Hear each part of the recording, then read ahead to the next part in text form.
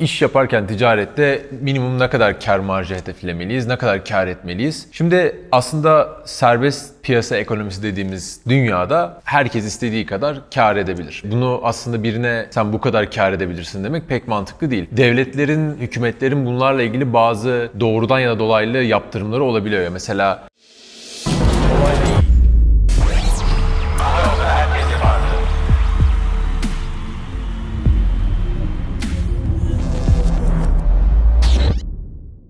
herkese merhaba, Kolay Değil'e hoş geldiniz. Bir bölümde daha karşınızdayım. Ben Mustafa. Bugün sizlerden gelen bir soruyla aslında cevaplamaya çalışacağız. Dilimiz döndüğünce naçizane. O da iş yaparken ticarette minimum ne kadar kar marjı hedeflemeliyiz, ne kadar kar etmeliyiz konusu. Şimdi aslında serbest piyasa ekonomisi dediğimiz dünyada herkes istediği kadar kar edebilir. Burada bunu aslında birine böyle dayatmak, sen bu kadar kar edebilirsin demek pek mantıklı değil. Tabii devletlerin, hükümetlerin bunlarla ilgili bazı doğrudan ya da dolaylı yaptırımları olabiliyor. Mesela işte özellikle düzenli olarak çok tüketilen bazı ham madde veya işte örneğin gıda ürünleri, yumurta, süt gibi şeylerde belirli şekilde kar marjlarına müdahale edilmeye çalışılabiliyor. Şimdi burada tabii ayrı bir konu. İşte müdahale edilmeli mi, edilmemeli mi? İşte tabii ki süt, yumurta gibi bir temel besin, temel gıda maddeleri tabii ki uygun fiyatlı olmalı ki toplumun refahı artsın, toplumun tamamı en azından beslenebilsin vesaire gibi konular var ama bundan bağımsız olarak baktığımızda bu tür liberal ekonomilerde buna müdahale edilmesi aslında kabul edilebilir pek bir şey değil. Peki ne kadar kar etmek lazım? Ne kadar kar eklemek lazım ticaretimize? Bundan biraz bahsedelim. Şimdi bu aslında yaptığınız iş, yani sattığınız ürünün birim fiyatına ve ne kadar hızlı o ürünün döndüğüne, o işte hani sürümden kazanma diye mantık var ya, bunlara bağlı arkadaşlar. Siz örneğin bir işte bölgede herhangi bazı gıda maddelerinin işte toptancısı veya dağıtıcısı iseniz ve düzenli olarak o iş devam ediyorsa, örneğin siz her gün biliyorsunuz ki 200 tane markete ürün bırakacaksınız ve düzenli olarak günde 100 bin lira bir hacminiz var. İşte ayda 3 milyon lira para eder bu. Bu 3 milyon lirada siz %50 kar marjı hedefliyorsanız, yani üstten 3 milyondan %50'si 1,5 milyon para kazanmak hedefliyorsanız tabii çok güzel para ama pek mümkün olmayacaktır bu. Çünkü o işi çok daha az kar marjlarıyla yapmaya niyetli birçok insan olacaktır. Birçok firma olacaktır. Bununla beraber zaten o malın satışı 3 aşağı 5 yukarı garanti ise, örneğin işte siz orada düzenli olarak, örneğin işte bir kola markasının zaten orası düzenli olarak bir hacim varsa öyle bir size kar marjı bırakmayacaktır firma. Siz de öyle bir kar marjı beklememeniz gerekiyor. Düşük kar marjıyla sürümden para kazanmayı beklemeniz gerekiyor. Burada anormal bir durum yok. Benim aslında en çok şaşırdığım konulardan bir tanesi, bir tane Kolay Değil bölümünde söylemiştik bunu galiba. Mesela ev fiyatları çok ilginç. Gerçi şimdi hani inşaat maliyetleri vesaire arttı ama ben de böyle her konudan anlayan, her konuda yorum yapan bir insan gibi oldum şimdi. Sadece dışarıdan vatandaş olarak gözlemimi söylüyorum. Belki ben 300-500 TL'lik bir şey sattığımda %50 kar marjı, ben hani üstteki fiyattan söylüyorum, koymam normal olabilir. Örneğin ben işte 400 TL'ye bir şey sattım, çanta sattım, ayakkabı sattım. Maliyeti bana 200 TL olabilir, yani 200 lira brüt kar etmiş olabilirim. Daha diğer giderlerim düşmedim bile.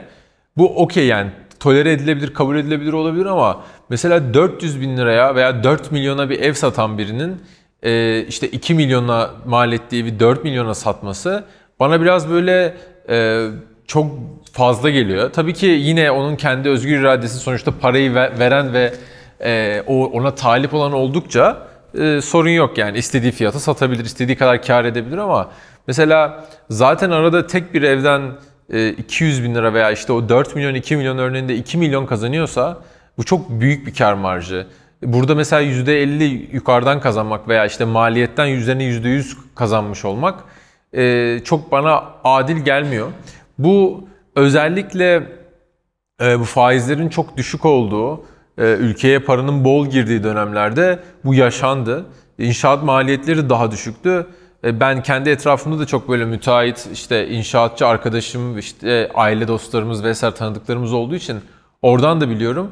Çok insan 100 bin liraya mal ettiği evi arsa payı dahil 300 bin liraya, 400 bin liraya sattı ve bunun sebebi öyle bir furya oldu ki yani insanlar düşük güya faiz diye aman alalım girelim işte ev çok değer yapacak diye öyle fiyatlardan talip oldular ki aslında sürekli o fiyatı arkadan kovaladılar ve sürekli en yukarıdan aldılar. Böylece sonra mesela o evlerden hiçbir zaman adam akıllı o evlerden prim yapmadı ve para kazanamadılar yani evin şeyinden ve baktığınızda belki düşük faiz maliyeti ödüyor gibi hissettiler ama işte belki 250'ye almaları gereken evi 400'e aldılar.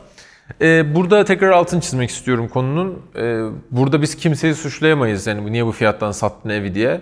İnsafsız da diyemeyiz. Alan kişi oldukça o fiyatı vermeye razı insan, hevesli insan oldukça onun hakkıdır istediği fiyata satmak. Burada alıcı insanlar aslında daha dikkatli olmalı. Bunun dışında dediğim gibi yani çok şunu aslında tekrar altını çizelim veya özetleyelim. Yüksek volüm, yüksek sürüm olan, tekrarlayan işlerde ve doğrudan bizim çok katma değer koymadığımız yani örneğin işte biz bir tekel bayisiyiz işte örneğin sigara satıyoruz veya gazete satıyoruz, gazeteciyiz. Ekmek al sat yapıyoruz. Bunlarda çok yüksek kâr marjları bekleyemeyiz çünkü bunlar da bizim doğrudan bir şeyimiz yok yani. Ne biz üretiyoruz ne o gazeteyi biz basıyoruz. Doğrudan işin ana tarafında çok büyük bir şeyimiz yok yani faydamız yok ve çok da güç bizim elimizde değil. Bir de bunlar çok tüketilen ve ortak tüketim şeyleri olduğu için bu işi bizim yerimizde başkası çok daha hızlı ve kolay yapabilir. Öyle işlerde yüksek kâr marjı beklememeliyiz. Düşük kâr marjıyla sürümün devamlılığını sağlamak bizim için yeterli olacaktır arkadaşlar. Ama onun dışında birçok farklı iş var ki örneğin işte teknoloji tarafında adam tekel mesela bir makine üretmiş ve o makineye gerçekten ihtiyacınız var. O makineyi satarken hani sonuçta istediği gibi fiyatı belirleyebiliyor. Bir de sonuçta daha high tech, daha yüksek teknoloji işlerde daha yüksek kâr marjı konması kabul edilebilir bir şey. Burada da şöyle bir şey var. Sattığınız ve satacağınız adedin yine iş sürüme geliyor biraz. Ne kadar olduğuna bakarak aslında kâr marjınızı koymanız lazım. Örneğin siz çok niş, çok özel bir makine üretiyorsunuz ve o makineyi zaten işte Türkiye'de senede 20 tane şirkete satabilirsiniz. Herkes alsa her sene diye baktığınızda o zaman öyle bir kâr marjı koymanız gerekiyor ki o 20 tane satış sonrasında bile sizin için en azından operasyonel giderlerinizi ve kendi cebinize bence nette bir sağlıklı bir işletme olarak %20-25 para bırakabilecek şekilde tüm masraflar çıktıktan sonra bir kâr marjı koymanız lazım. Şöyle düşünebilirsiniz. Gün sonunda size bir şeyin maliyeti 75 TL olsun ve bu 75 TL'nin üzerine %33 kâr marjı koyun. Yani 1/3'ünü ekleyin üzerine. O da 25 TL eder ve 100 TL satış fiyatınız olur.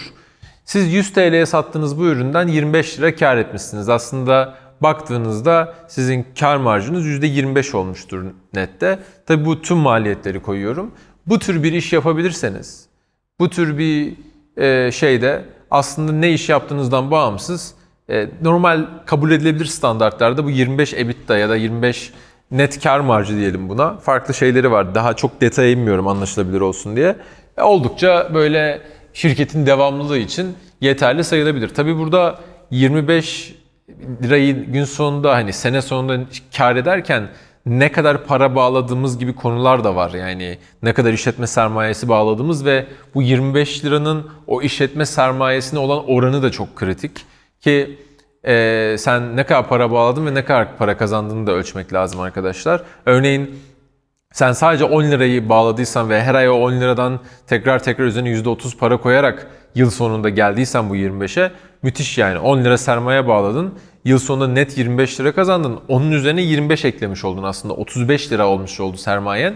Bir sonraki sene 35'i işleterek çok daha fazla para kazanabilirsin demek. Buna da dikkat etmek gerekiyor. Birçok insan bence bilmiyorum hani dinleyenlerde kafası karışanlar olabilir ama biraz işle güçle uğraşanlar ne demek istediğimi anlayacaktır. Biz şeyi çok unutuyoruz. Yani işte bir sürü işler yaptık. %20 kar marjımız var. Gün sonunda, sene sonunda 100 bin lira ciromuz var. 20 bin lira para kazandık.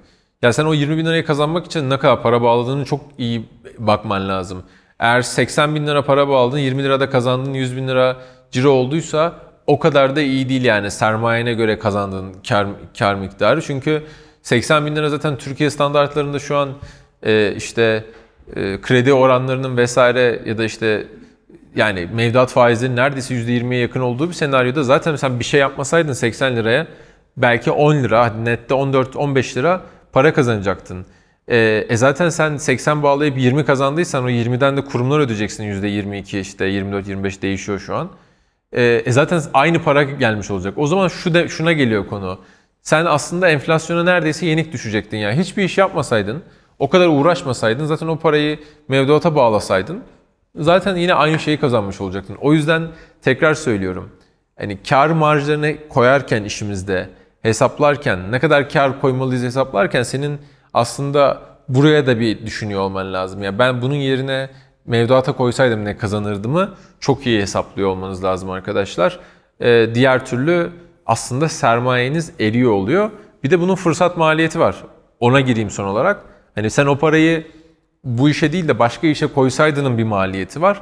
Bunları da dahil ettiğinizde emin olun iş zarara girecek.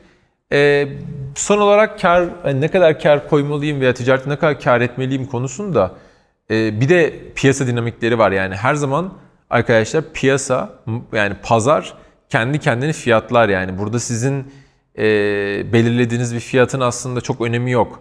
Bunun karşılığı var mı ya? Bu talep yaratabiliyor musunuz o fiyatla? O da önemli. Siz %500 kar marjı koyun yani ne bileyim 1'e aldığınızı 6'ya satın.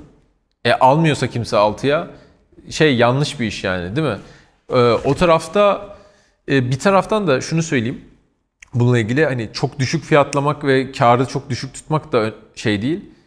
Sizi zarar ettirecek ve orta vadede sizi işte şirketinizin kapanmasına vesile olacak bir fiyatlamadan da kaçının. Öyle bir kar marjı koyun ki piyasanın rekabet edebilecek düzeyde olsun. Yani rekabeti fiyatı da indirgemeyin. Ama diğer taraftan da talebi yine oluştururken sizi ilerletecek bir kar marjı koyun. Yani o ticaretten sonra aldığınız parayla, kazandığınız parayla işinizi büyütebilecek olduğunuza veya işte mevcutta mevduatlı borcunuz ya da işte krediniz varsa yıl sonunda net bir şekilde o kredileri azaltabildiğinize emin olun arkadaşlar. Eğer bir şekilde siz borcunuz var ve azaltamıyorsanız o borcu bir yerde hata yapıyorsunuz. Bu ister yeteri kadar karlı satmıyorsunuz, giderleriniz çok fazla vesaire size kalmış. Umarım faydalı bir bölüm olmuştur. Bir sonraki bölümde görüşmek üzere.